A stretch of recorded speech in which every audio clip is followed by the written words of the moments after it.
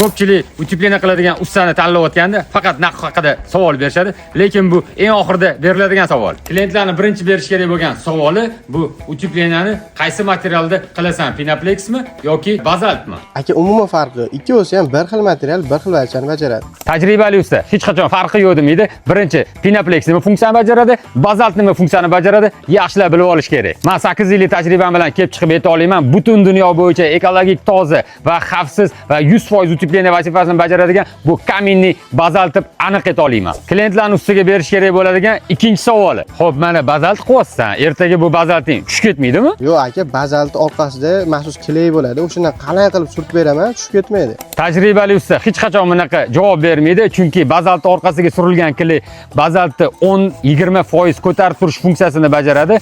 Asosiy ko'tarib turadigan funksiyani bajaradigan narsa bu dyubel zontik bo'ladi. 0.72 kvadratga mana 5 ta dyubel uriladi. 5 ta dyubel urilgandan keyin 100 kilogacha odam bemalol osilsa, bazalt spokойно ko'tara oladi. Klientlarning beradigan 3-savoli, ishingga qancha garantiya berasan? Biz ishimiz hech qanaqa garantiya parant degan narsa, shuni men urib berdik, bo'lib turaveradi. Ishiga javob beradigan o'ziga uverenli usta hech qachon garantiyadan qochmaydi. Biz Teplomaster jamoasi ishimizga 5 yildan 7 yilgacha garantiya beramiz. Agar sizga ham shunaqa sifatli va ishonchli utepleniya xizmati kerak bo'ladigan bo'lsa, albatta Teplomasterga murojaat qiling.